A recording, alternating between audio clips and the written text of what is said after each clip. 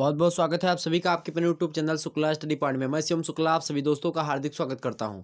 और आपको बता दूं मेरे प्यारे दोस्तों कि अभी रात के 8 बजे से जो आपकी क्लास होगी वो मध्यकालीन इतिहास की होगी। और आपको बता दूं उससे मध्यकालीन इतिहास के छात्र छात्राएं लाभान्वित हो सकेंगे। और इसके साथ ही साथ जो प्राचीन इतिहास वाले होंगे वो भी लाभान्वित हो सकेंगे।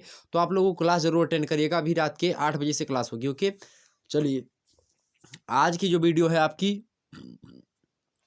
ये ऑब्जेक्टिव जो मॉडल पेपर मैं आपको देने जा रहा हूं, इसमें इकोनॉमिक्स के लगभग 63 इंपॉर्टेंट जो है मोस्ट इंपॉर्टेंट क्वेश्चंस को हमने रखा है ऑब्जेक्टिव टाइप के। आपको बता दूं इससे पहले हमने एक वीडियो आपके समक्ष अवेलेबल करवाई है। उसमें हमने कल की वीडियो की ही बात है, कल हमने कुछ इंपॉर्टेंट प्रश्नों को डिस्कस किया है ऑलरेडी। तो ये मॉडल पेपर 2 है, इसी प्रकार से मॉडल पेपर 3 और 4 इस प्रकार से आपको दे दूंगा। तो आप लोग यहाँ पर आपको लिखा हुआ मिलेगा कि मॉडल पेपर जैसे कि यहाँ पर 2 लिखा है, इसी प्रकार से 3 मिलेगा। और जितने भी क्वेश्चन मैं डिस्कस करूंगा वो यहाँ पर लिखे हुए आपको मिलेंगे। ओके, तो ये सारे के सारे प्रश्न मोस्ट इंपोर्टेंट है, इन सभी वीडियोस को आप लोग देख लीजिएगा। ओके, चलिए प्रारंभ करते कक्षा को बिना समय गंवाए हुए। और बड़ी ही तेजी से हम चर्चा करेंगे और बड़ी ही तेजी से हम आपको बताने का प्रयास करेंगे। कम समय में आपको बहुत ज़्यादा चीज़ें देने का प्रयास शुक्ला स्टडी पॉइंट के द्वारा किया जाता रहा है। आप सभी लोगों को पता होगा, अर्थशास्त्र बीए प्रथम सेमेस्टर, इकोनॉमिक्स जिसको कहते हैं हिंदी मतलब अंग्रेजी में। आपको बता दूं मॉडल पेपर जो ऑब्जेक्टिव वाले हैं, ऑब्जेक्टिव बहुत सारे विश्वविद्यालय में होने वाला है, उनके लिए बहुत ही महत्वपूर्ण ये लेक्चर है। चलिए पहला प्रश्न आपके समक्ष है मेरे प्यारे दोस्तों। अब आप कहेंगे थोड़ा सा सर जी कम दिखाई पड़ा, धुंधला दिखाई पड़ा, तो भैया थोड़ा सा दिखाई मैनेज करिएगा, बाकी प्रश्न तो आपका दिखाई पड़ रहा होगा।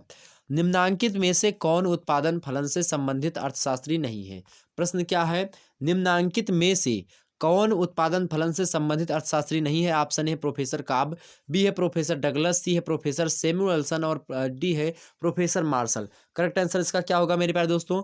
निम्नांकित में से कौन उत्पादन फलन से संबंधित अर्थशास्त्री नहीं है भाई? तो प्रोफेसर मार्शल जो है ये जो है किसके नहीं है? ये उत्पादन फलन से संबंधित अर्थशास्त्री नहीं है। ऑप्शन इसका डी करेक्ट होगा।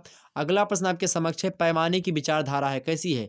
अल्पकालीन है या फिर दीर्घकालीन है या अति अल्पकालिक है या फिर इनमें से कोई नहीं है? तो पैमाने की जो विचारधारा है वो दीर्घकालीन विचारधारा। ऑप्शन इसका बी करेक्ट होगा। अगला प्रश्न देख लेते हैं। अगला प्रश्न आपके समक्ष है, उत्पादन का मौलिक उद्देश्य क्या है? उत्पादन का मौलिक उद्देश्य क्या है? भौतिक उत्पादन में वृद्धि करना या रोजगार सृजन करना या फिर लाभ अर्जन करना या फिर मानव संतुष्टि करना? करेक्ट आंसर इसका क्या होगा? उत्पादन फलन का जो मौलिक उद्देश्य है वो लाभ का अर्जन करना, लाभ कितना ज़्यादा प्राप्त हो जाए, ये उत्पादन का मौलिक उद्देश्य होता है। अगर कोई व्यक्ति जो होता है कोई फैक्ट्री खोलता है, कोई चीज़ उत्पादित करता है, जैसे आप मान लेते हैं गेहूँ बोएंगे, तो आप ये सोच रहे हैं ना कि अगर मैं गेहूँ का जो बीज है वो मान लेते हैं कि हमने जो है मतलब कि 1 क्विंटल गेहूँ बोया है अपने खेत में, तो उसको कम से कम 10 क्विंटल बनाने के चक्कर में आपने बोया होगा।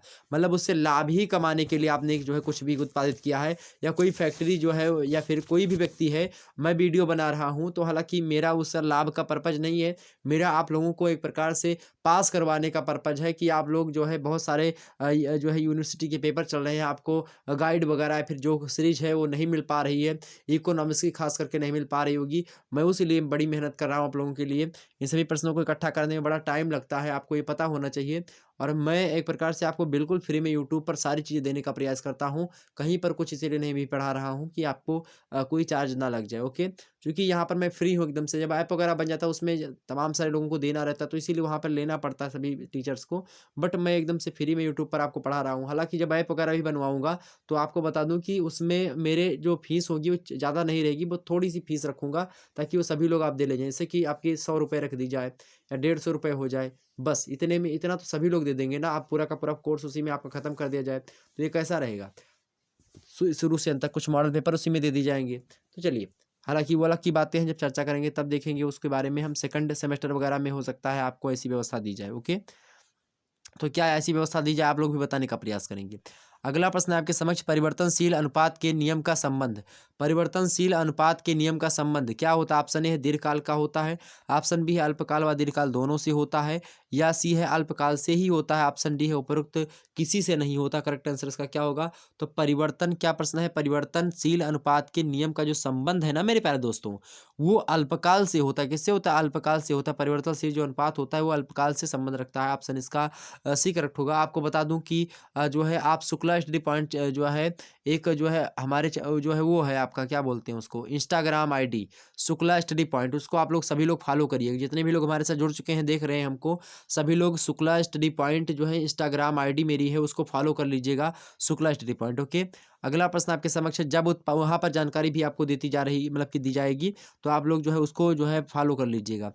प्रश्न है कि जब उत्पादन की इकाई का निरंतर प्रयोग करने पर उत्पादन स्थिर हो जाते हैं तो इसे क्या कहेंगे भाई? उत्पत्ति ह्रास का नियम कहते हैं, या उत्पत्ति समता का नियम, या फिर उत्पत्ति अस्थिरता का नियम कहते हैं, या फिर उत्पत्ति वृद्धि का नियम कहते हैं। तो जब उत्पादन की इकाई जो होती है उसका निरंतर जो है प्रयोग करने पर उत्पादन स्थिर हो जाते हैं तो इसे हम मेरे प्यारे दोस्तों उत्पत्ति समता का नियम कहते हैं। क्या? उत्पत्ति समता का नियम क्या कहता है? जब उत्पादन की इकाई का निरंतर प्रयोग करने पर उत्पादन स्थिर हो जाए उसी को हम उत्पत्ति समता का नियम कहते हैं। ऑप्शन इसका भी करेक्ट होगा। अगला प्रश्न आपके समक्ष आ चुका है कि जब कभी उत्पादक साधनों को एक दिए हुए अनुपात में बढ़ाता है, जब कभी उत्पादक साधनों को, क्या उत्पादक जो होता है जब कभी उत्पादक साधनों को एक दिए हुए अनुपात में बढ़ाता है तो उत्पादन भी उसी अनुपात में बढ़ता है, यह कथन किस अर्थशास्त्री का है? That is most important question. बहुत ही अच्छा प्रश्न है। ये बात किसने कही है? प्रोफेसर स्टिगलर महोदय की है। ऑप्शन इसका सी करेक्ट होगा। बहुत ही इंपॉर्टेंट प्रश्न है, लगातार एग्जाम से बनता है तो ये एग्जाम से में आने की संभावना। अगला प्रश्न ये भी इंपॉर्टेंट है। प्रश्न है कि यह नियम उतना ही सर्वव्यापी है जितना कि जीवन का नियम है। यह कथन किस अर्थशास्त्री का है? मोस्ट इंपोर्टेंट प्रश्न है। प्रोफेसर बिक्ट स्टीड ये कथन कहते, कौन कहते? प्रोफेसर बिक्ट स्टीड का ये कथन है कि यह नियम जितना मतलब यह नियम उतना ही सर्वव्यापी है जितना कि जीवन का नियम है। यह कथन कहा था बिक स्टीड ने, प्रोफेसर बिक स्टीड। ऑप्शन इसके डी। अगला प्रश्न है, उत्पत्ति वृद्धि का नियम लागू होता है, उत्पादन वृद्धि का नियम कहाँ पर लागू होता है? उद्योग क्षेत्र में, या फिर कृषि क्षेत्र में, या खनन क्षेत्र में, या फिर उपरोक्त सभी क्षेत्रों में?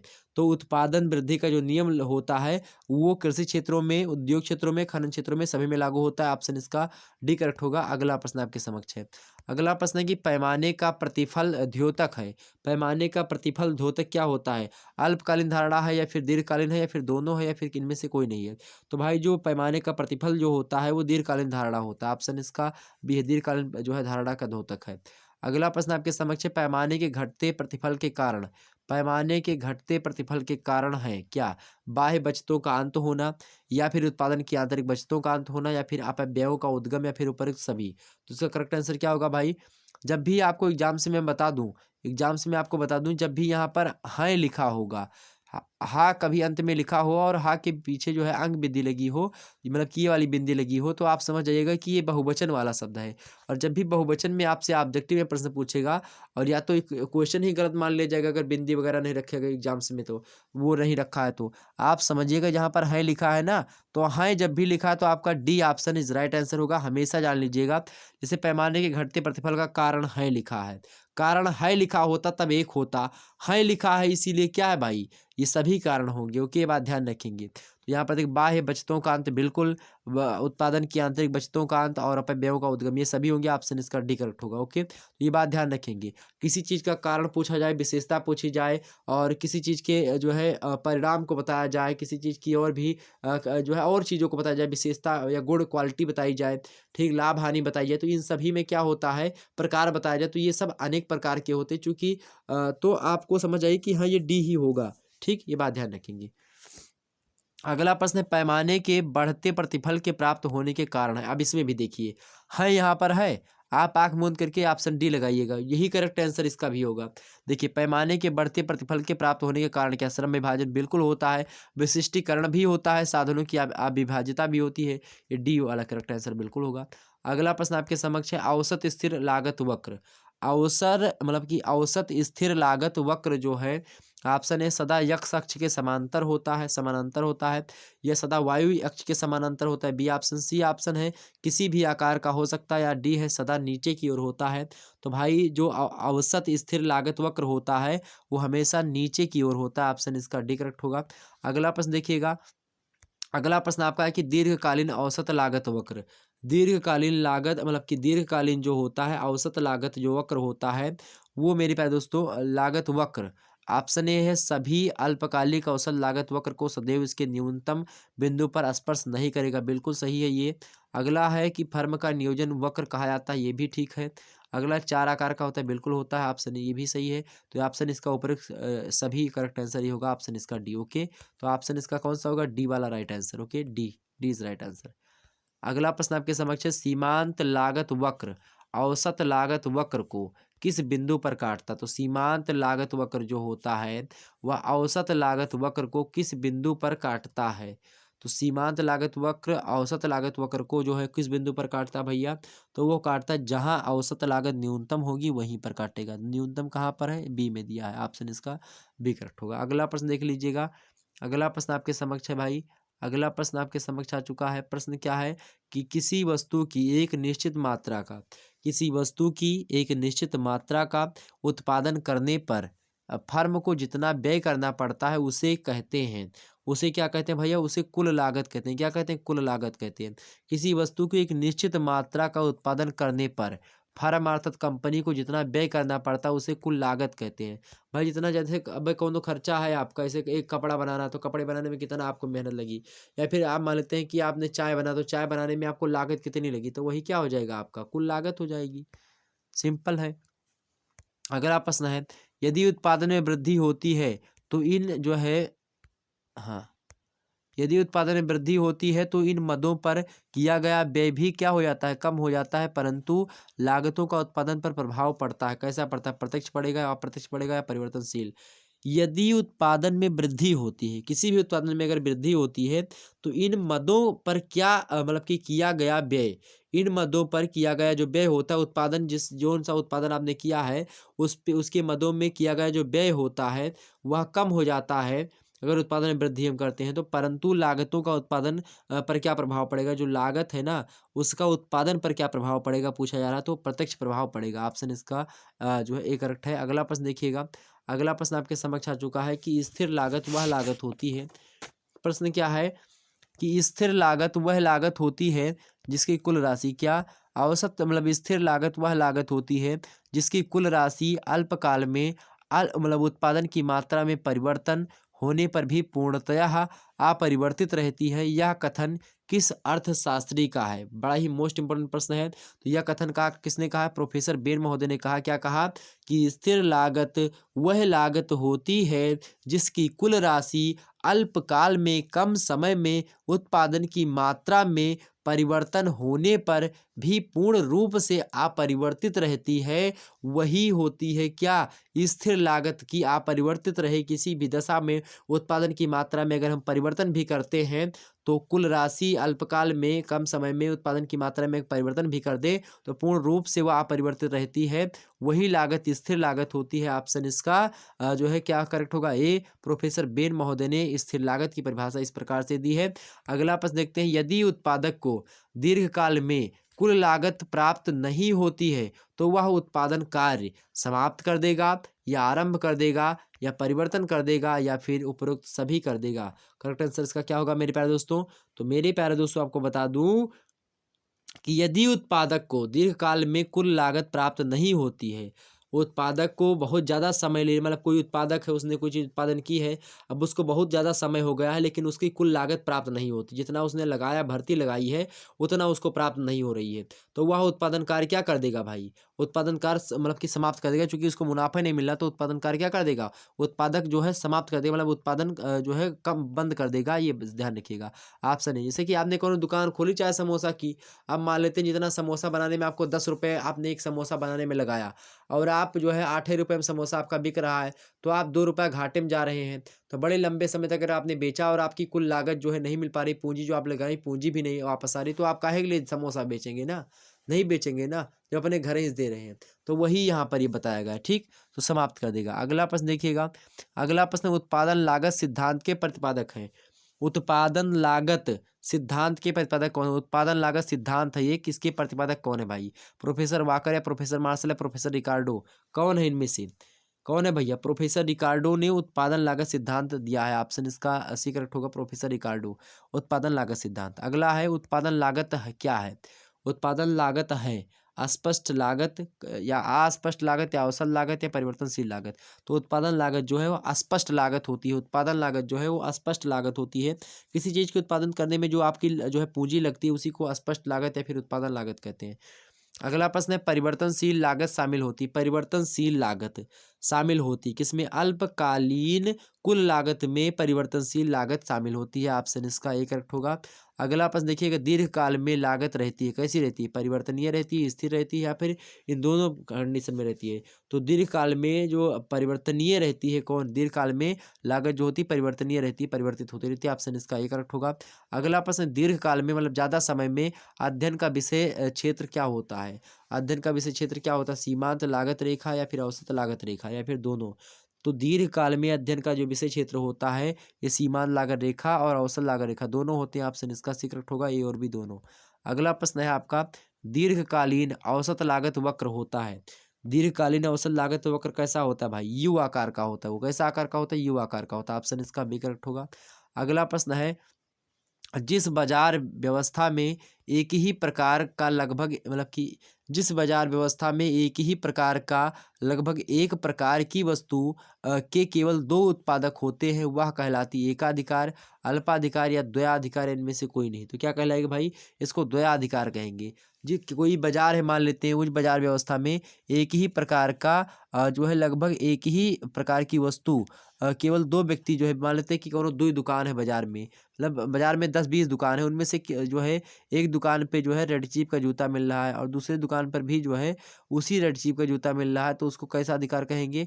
उसको द्वयाधिकार कहेंगे। मान लेते हैं एक के बाजार में जैसे कि जो है किसी के पास एक एजेंसी है तो एकाधिकार उसके पास हो गया। ठीक, ये चीज़ें होती हैं। अगला प्रश्न आपके समक्ष है, वह मूल्य जो मूल्य नियंत्रण के आधार पर वह मूल्य जो मूल्य नियंत्रण के आधार पर बाजार में प्रचलित जो है प्रचलित रहता है वह क्या कहलाता है? साम्य मूल्य, संतुलन मूल्य या फिर अधिकतम मूल्य या न्यूनतम मूल्य? तो वह मूल्य जो मूल्य नियंत्रण के आधार पर बाजार में प्रचलित रहता है उस मूल्य को हम संतुलन मूल्य कहते हैं। ऑप्शन इसका भी करेक्ट होगा।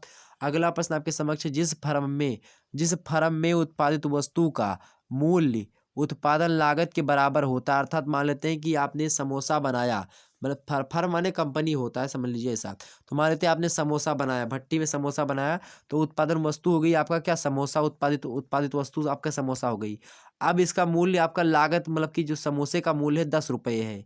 ठीक, 10 रुपये आपको लागत मूल्य लगा कि 10 रुपये आपने समोसा बना, एक समोसा बनाने में आपका 10 रुपया लग रहा है और 10 रुपये में अगर आप समोसा बेच रहे हैं, 10 ही रुपये में आप समोसा बेच रहे हैं, तो वह जो है क्या कहलाएगी? तो उस प्रकार की लागत हम क्या कहते हैं? संतुलन फर्म कहेंगे, साम्य फर्म या फिर प्रतिनिधि फर्म कहेंगे। तो उस फर्म को तो कौ मतलब उस कंपनी को हम कैसी कंपनी कहेंगे? जिस कंपनी में जितने रुपए लगाओ उतने रुपए जो है वो वापस आएगा, मतलब कि उतने बराबर रुपए हमको मिल रहा है, ना घाटा ना मुनाफा। तो वो क्या होगा भाई? तो जिस फर्म में उत्पादित वस्तु का मूल्य उत्पादन लागत के बराबर होता है वह जो फर्म होती है उसको हम साम्य फर्म कहते हैं। साम्य माने बराबर। ऑप्शन इसका एक करेक्ट होगा, उसको हम साम्य फर्म कहते हैं। जहां पर 10 रुपए की चीजें बनाई गई उसमें लागत 10 रुपए की लगी और 10 रुपये हमको प्रॉफिट मतलब मिल रहा है। प्रॉफिट नहीं, 10 रुपये हमको मिल रहा है उस वस्तु की जिसको हमने बनाया। समोसा 10 के बनाने में लगा समोसा और 10 रुपये में बेच दिया। तो इस प्रकार का जो कंपनी होगी जो ये वस्तु बना रही होगी, जो जिस वस्तु को हमने 10 रुपये में खरीदा बेचा, तो वो जो है कौन होगी? साम्य फर्म होगी। ओके, ध्यान रखेंगे। अगला प्रश्न आपके समक्ष आ चुका है मेरे प्यारे दोस्तों, बड़ा ही अच्छा प्रश्न है। प्रश्न आपके समक्ष है कि बाजार शब्द से क्या आशय है भाई? बाजार शब्द से क्या आशय है? तो क्रेता व विक्रेता का होना ही बाजार शब्द का आशय है। ऑप्शन इसका एक करेक्ट है। अगला प्रश्न देख लेते हैं। अगला प्रश्न है, श्रम विभाजन का विस्तार बाजार के विकास से सीमित हो जाता है, उक्त कथन किस अर्थशास्त्री का है? तो भाई किसका है? ये प्रोफेसर एडम स्मिथ का है। ऑप्शन इसका डी करेक्ट होगा। मोस्ट इंपॉर्टेंट प्रश्न है, श्रम विभाजन का विस्तार बाजार के विकास से सीमित होता है। तो ऑप्शन इसका डी होगा, प्रोफेसर एडम स्मिथ ने कहा था। नेक्स्ट प्रश्न है कि क्षेत्र के अनुसार बाजार को निम्नलिखित में से कितने भागों में विभाजित कर सकता है? तो क्षेत्र के अनुसार बाजार को हम 3 भागों में बांट सकते हैं। ऑप्शन इसका सी करेक्ट होगा। अगला प्रश्न है, प्रोफेसर मार्शल ने बाजार को कितने भागों में वर्गीकृत करा है? तो प्रोफेसर मार्शल ने बाजार को 4 भागों में बांटा। ऑप्शन इसका एक करेक्ट है। अगला प्रश्न है, बाजार के क्षेत्र को प्रभावित करने वाले कारक होते हैं। बाजार को प्रभावित करने वाले कारक कौन होते हैं भाई?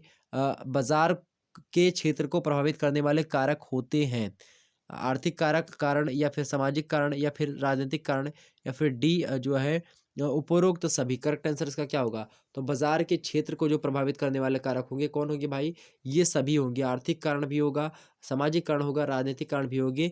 ये सभी बाजार के क्षेत्र को प्रभावित करने वाले हैं। ओके, हालांकि खास करके सामाजिक कारण करते हैं, लेकिन यहाँ पर डी लगाना उचित होगा। ठीक है, ये बात भी ध्यान रखें, क्या लगाना उचित होगा? D is right answer. यहाँ पर आर्थिक कारण, सामाजिक कारण, राजनीतिक कारण, ये तीनों कारण हो सकते हैं बाजार के क्षेत्र को प्रभावित करते हैं। वैसे खास करके तो आर्थिक कारण होना चाहिए, लेकिन सामाजिक कारण भी है, इसीलिए आप डी लगाइएगा। ओके, क्योंकि यहाँ पर भी जो है लिखा हुआ है, इसका मतलब कि एक से दो कारण, दो कारण तो अधिक होंगे। ओके, तो यहाँ पर डी इज राइट आंसर। अगला प्रश्न आपके समक्ष है, बाजार में क्रेता व विक्रेता की संख्या होनी चाहिए।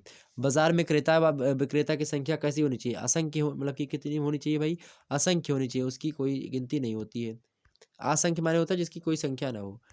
अगला प्रश्न है, बाजार से हमारा आशय उस साधारण क्षेत्र से होता है। बाजार की परिभाषा देते हुए किसी विद्वान ने कहा है, प्रोफेसर एली महोदय ने बाजार की परिभाषा को देते हुए कहा कि बाजार से हमारा आशय उस साधारण क्षेत्र से है जहां ऐसी शक्तियां क्रियाशील होती हैं जो उस वस्तु विशेष के मूल्य को निर्धारित करती हैं। ये परिभाषा किस अर्थशास्त्री ने दी? तो हमने पहले बता दिया क्या? हाँ, प्रोफेसर एली ने दी, हमने पहले ही आपको बता दिया। तो प्रोफेसर एली ने ही कहा है कि बाजार से हमारा अभिप्राय या हमारा आशय साधारण क्षेत्र से होता है, कोई सिंपल सा एरिया हो उससे होता है जहाँ ऐसी शक्तियाँ क्रियाशील होती है। कैसी शक्तियाँ? जो उस वस्तु विशेष के मूल्य को निर्धारित करें, जो वस्तु जो है हम लोग वहाँ पर ले जाएं बेचने के लिए या क्रेता लोग लाएं तो उसकी मूल्य निर्धारण कर ले, तो ये चीज़ें होती हैं। आगे बढ़ते हैं। अगला प्रश्न आपके समक्ष है, अर्थशास्त्र में बाजार का आशय क्रेताओं व विक्रेताओं के मध्य किसी साधन अथवा वस्तु के आदान प्रदान से होता है। यह जो है कथन किस अर्थशास्त्री का है? यह परिभाषा भी जो है किसी विद्वान ने दी है, और वो विद्वान है आपके कियर्न क्रॉस। और कियर्न क्रॉस महोदय कहते हैं कि अर्थशास्त्र में बाजार का आशय, अर्थशास्त्र की मतलब जो है बाजार की परिभाषा देते हुए कहते हैं कि अर्थशास्त्र में बाजार का आशय क्रेता और विक्रेता, क्रेता माने जो है खरीद मतलब कि जो है खरीदने वाला, और विक्रेता माने होता है आपका बेचने वाला, कि उसके मतलब उन दोनों के बीच में किसी साधन अथवा वस्तु के आदान प्रदान अगर हो रहा है उस स्थान पर, तो वही बाजार होता है। परिभाषा प्रोफेसर क्रियन क्रॉस महोदय ने दी है। ऑप्शन इसका बी में दिया है, क्रियन क्रॉस, एक करेक्ट आंसर होगा। अगला प्रश्न देख लेते हैं, उत्पादक वस्तु मतलब एक उत्पादक किस बाजार में, एक उत्पादक किस बाजार में, उत्पादक कौन होता है? जो वस्तु को बनाता है वही उत्पादक होता है। किस बाजार में उत्पादन की मात्रा, उत्पादन क्या होता है जी? कितनी मतलब उत्पादन कितना कर रहा है, तो उत्पादन की मात्रा माने कितना उत्पादन कर रहा है, तो उसकी उत्पादन की मात्रा व कीमत दोनों में से किसी एक को निर्धारित करता है। एकाधिकारी बाजार में, अल्पकालीन बाजार में, या फिर विक्रेता अधिकारी बाजार में, या फिर पूर्ण बाजार में। तो एक क्या प्रश्न क्या है कि एक उत्पादक किस बाजार में उत्पादन की मात्रा व कीमत दोनों में से किसी एक को निर्धारित करता है, तो वह एकाधिकारी बाजार होता है। ऑप्शन इसका एक करेक्ट होगा। अगला प्रश्न आपके समक्ष है कि किस बाजार में वस्तु की पूर्ति का प्रभाव शून्य होता है, मतलब हो जाता है, जबकि मूल्य निर्धारण में मांग नहीं रहती है? क्या? किस बाजार में वस्तु की पूर्ति का जो प्रभाव होता है वह शून्य हो जाता है, जबकि मूल्य निर्धारण में मांग नहीं रहती है? ऑप्शन ए है अपूर्ण बाजार में, बी है अति अल्पकालीन बाजार में, सी है दीर्घकालीन बाजार में, और डी है इनमें से कोई नहीं। तो अति अल्पकालीन बाजार में ऐसा होता है। ऑप्शन इसका बी करेक्ट है। अगला प्रश्न देख लेते हैं मेरे भाई। अगला प्रश्न आपके समक्ष आ चुका है, बाजार में प्रतियोगिता होती है, बाजार में प्रतियोगिता होती है, बताने का प्रयास करें तो पूर्ण व अपूर्ण दोनों प्रकार की प्रतियोगिता होती है। ऑप्शन सी में दिया है पूर्ण और अपूर्ण प्रतियोगिता। अगला प्रश्न है, पूर्ण प्रतियोगिता में मूल्य निर्धारण को मांग एवं पूर्ति का भी सिद्धांत किस अर्थशास्त्री ने दिया है? बताने का प्रयास करें। पूर्ण प्रतियोगिता में मूल्य निर्धारण को मांग एवं पूर्ति का भी सिद्धांत किसने मतलब किस अर्थशास्त्री ने दिया है? तो भैया किसने दिया है? किसने दिया है?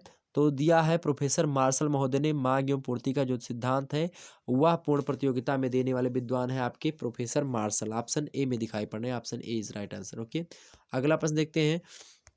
अगला प्रश्न है आपका कि पूर्ण प्रतियोगिता में क्रेता और विक्रेता की संख्या होती है, अल्प होती है या अत्यधिक होती है, सामान्य होती है, बताने का प्रयास करें। तो पूर्ण प्रतियोगिता में क्रेता और विक्रेता की जो संख्या होती है अत्यधिक होती है। ऑप्शन इसका भी करेक्ट आंसर होगा। अगला प्रश्न है, क्रेताओं व विक्रेताओं के बीच निकट का संपर्क होता है एक अधिकार बाजार में, या अपूर्ण प्रतियोगी बाजार में, या पूर्ण प्रतियोगी बाजार में, किस में होता है? तो क्रेता और विक्रेताओं के बीच में जो निकट का संबंध होता है, बहुत ज़्यादा अच्छा संबंध होता है, वह भाई इनमें से किसी में नहीं होता। ऑप्शन इसका डी करेक्ट आंसर होगा। ओके, अगला प्रश्न आपके समक्ष है, किस प्रतियोगिता में क्रेताओं व विक्रेताओं की संख्या अधिकाधिक होती है? किस प्रतियोगिता में क्रेताओं और विक्रेताओं की संख्या अधिकाधिक होती है? तो पूर्ण प्रतियोगिता में जो है अधिक से अधिक जो है क्रेता और विक्रेता की संख्या होती है। ऑप्शन इसका एक करेक्ट है। अगला प्रश्न है, पूर्ण प्रतियोगिता में एक फर्म को प्राप्त होता है, मतलब हानि प्राप्त होती है या लाभ होता है, सामान्य लाभ या अत्यधिक लाभ? तो एक सामान्य लाभ होता है। पूर्ण प्रतियोगिता में एक फर्म को क्या होता है, सामान्य लाभ होता है किसी कंपनी को।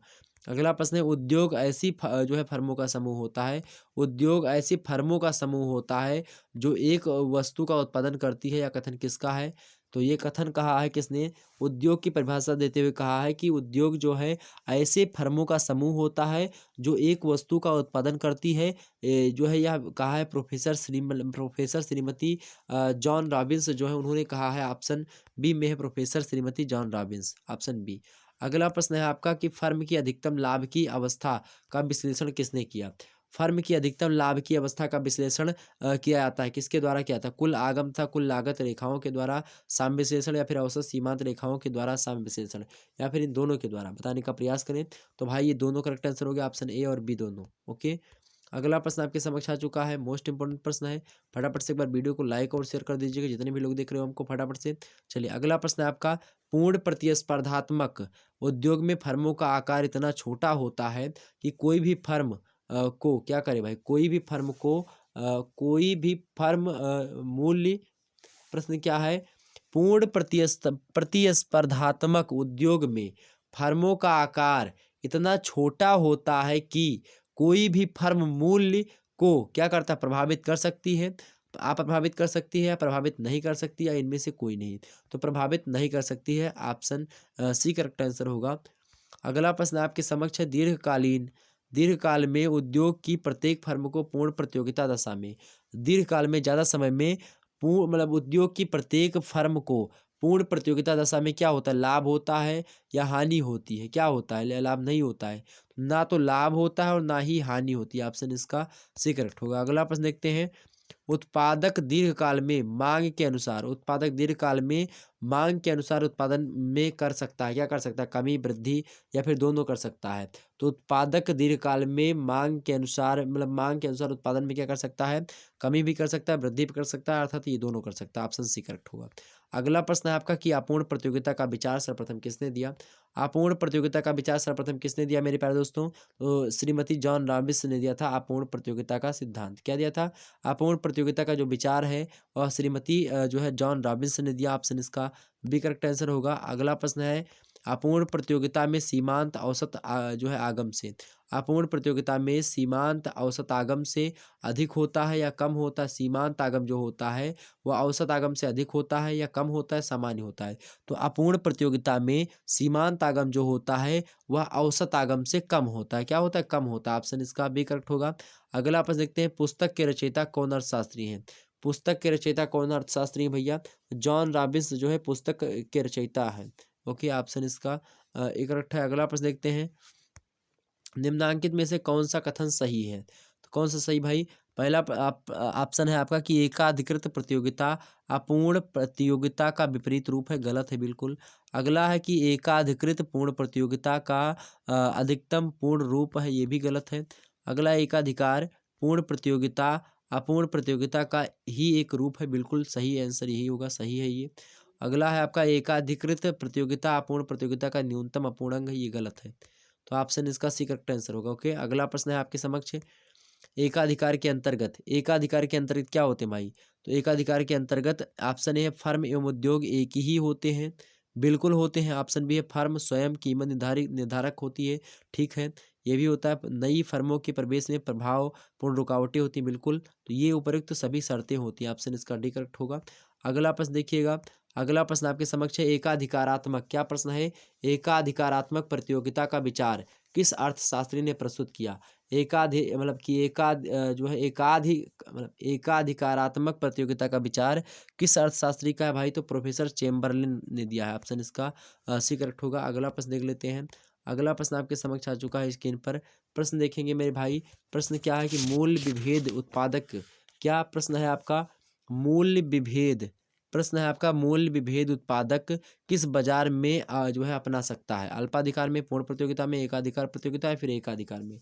तो मूल्य विभेद उत्पादक किस बाजार में अपना सकता है? तो जो है किस बाजार में अपना सकते हैं? एकाधिकार बाजार में। ऑप्शन इसका डी करेक्ट होगा। अगला प्रश्न है मूल विभेद इसलिए कहा जाता है कि मूल विभेद इसलिए कहा जाता है कि लागत न्यूनतम हो या फिर अधिक से अधिक बाजार में माल बेचना हो या फिर बिक्री में कीमत बढ़े।